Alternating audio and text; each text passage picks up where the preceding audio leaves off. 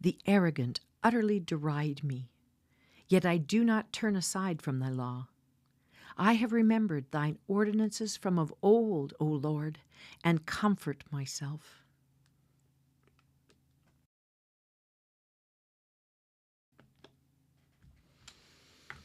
Let your light so shine before men in such a way that they may see your good works and glorify our Father who is in heaven. Matthew 5, verse 16.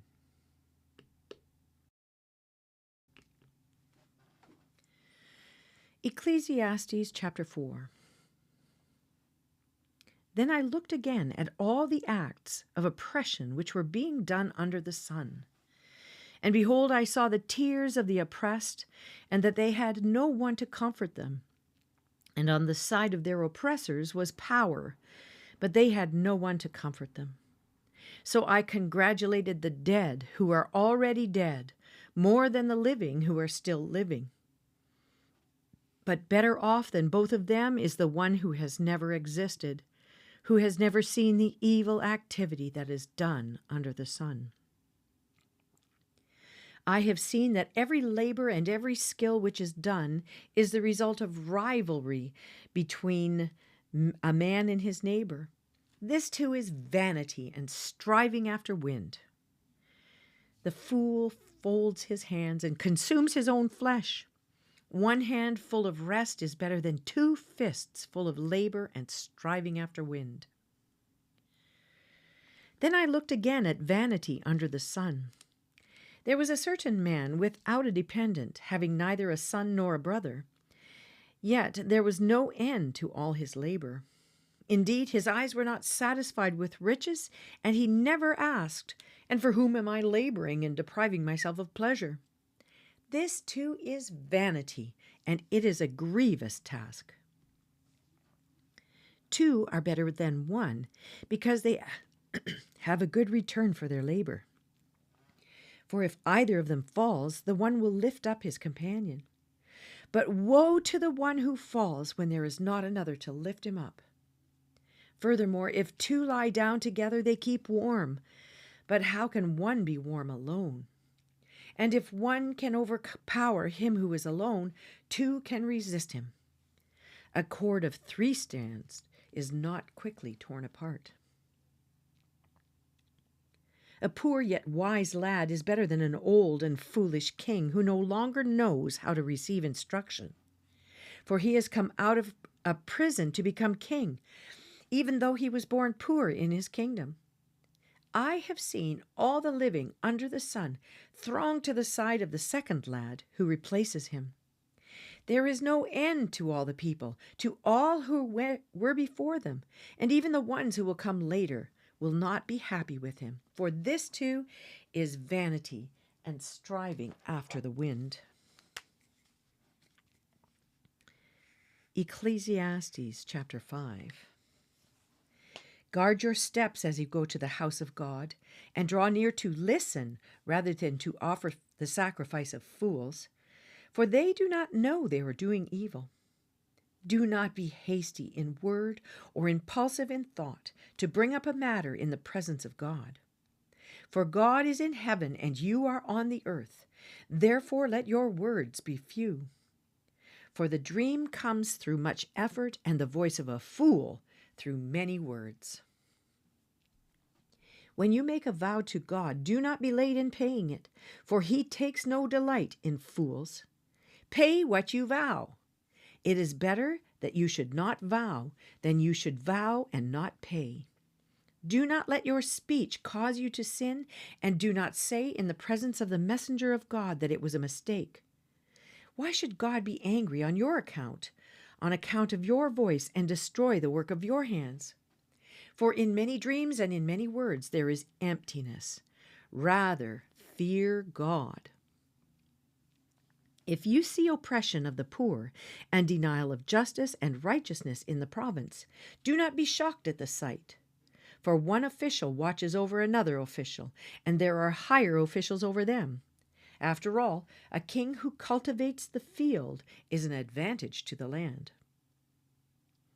He who loves money will not be satisfied with money, nor he who loves abundance with its income. This too is vanity. When good things increase, those who consume them increase. So what is the advantage to their owners except to look on? The sleep of the working man is pleasant, whether he eats little or much, but the full stomach of the rich man does not allow him to sleep. There is a grievous evil which I have seen under the sun, riches being hoarded by their owner to his hurt. When those riches were lost through a bad investment, and he had fathered a son, then there was nothing to support him. As he had come naked from his mother's womb, so will he return as he came. He will take nothing from the fruit of his labor that he can carry in his hand. This also is a grievous evil. Exactly as a man is born, thus he will die. So what is the advantage to him who toils for the wind? Throughout his life he also eats in darkness with great vexation, sickness, and anger. Here's what I've seen to be good and fitting: to eat, to drink, and enjoy oneself in all one's labor in which he toils under the sun during the few years of his life which God has given him. For this is his reward. Furthermore, as for every man to whom God has given riches and wealth, he has also empowered him to eat from them and to receive his reward and rejoice in his labor. This is a gift from God.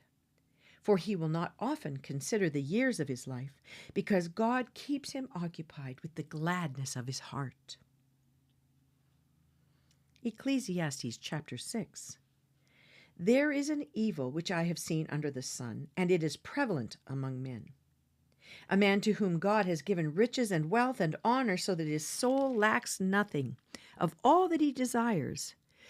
Yet God has not empowered him to eat from them, for a foreigner enjoys them. This is vanity and a severe affliction. If a man fathers 100 children and lives many years, however many they be, but his soul is not satisfied with good things, and he does not even have a proper burial, then I say, better the miscarriage than he, for it comes in futility and goes into obscurity, and its name is covered in obscurity. It never sees the sun, and it never knows anything. It is better off than he. Even if the other man lives 1,000 years twice and does not enjoy good things, do not all go to one place? All a man's labor is for his mouth, and yet the appetite is not satisfied.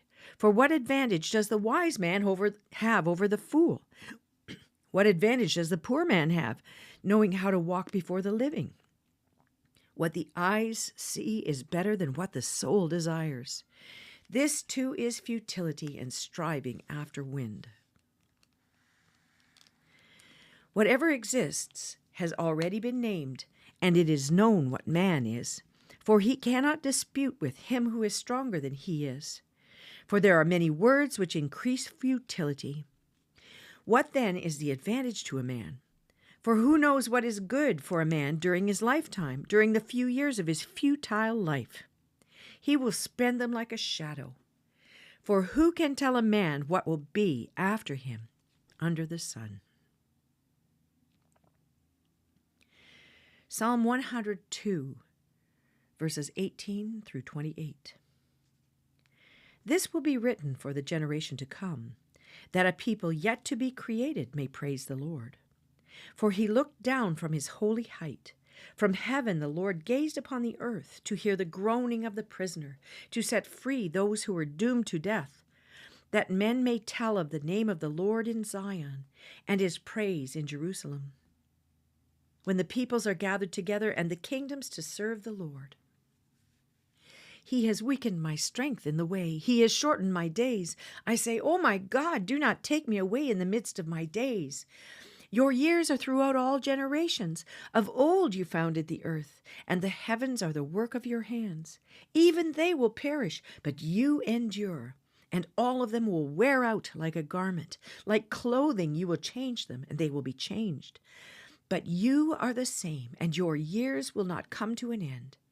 The children of your servants will continue, and their descendants will be established before you. Proverbs chapter 24, verses 5 and 6. A wise man is strong, and a man of knowledge increases power. For by wise guidance you will wage war, and in abundance of counselors there is victory. 1 Corinthians chapter 9, verses 1 through 27. Am I not free? Am I not an apostle? Have I not seen Jesus our Lord? Are you not my work in the Lord? If to others I am not an apostle, at least I am to you, for you are the seal of my apostleship in the Lord. My defense to those who examine me is this: do we not have a right to eat and drink? Do we not have a right to take along a believing wife, even as the rest of the apostles and the brothers of the Lord and Cephas? Or do only Barnabas and I not have a right to refrain from working? Who at any time serves as a soldier at his own expense? Who plants a vineyard and does not eat the fruit of it? Or who tends a flock and does not use the milk of the flock? I'm not speaking of these things according to human judgment, am I? Or does not the law also say these things? For it is written in the law of Moses, "You shall not muzzle the ox while he is threshing." God is not concerned about oxen, is he? Or is he speaking altogether for our sake? Yes, for our sake it was written, because the plowman ought to plow in hope, and the thresher to thresh in hope of sharing the crops. If we sowed spiritual things in you, is it too much if we reap material things from you? If others share the right over you, do we not more? Nevertheless, we did not use this right, but we endure all things, so that we will cause no hindrance to the gospel of Christ. Do you not know that those who perform sacred services eat the food of the temple, and that those who attend regularly to the altar have their share from the altar? So also the Lord directed those who proclaim the gospel to get their living from the gospel. But I have used none of these things, and I am not writing these things so that it will be done so in my case. For it would be better for me to die than to have any man make my boast an empty one. For if I preach the gospel, I have nothing to boast of, for I am under compulsion. For woe is me if I do not preach the gospel. For if I do this voluntarily, I have a reward. But if against my will, I have a stewardship entrusted to me. What then is my reward?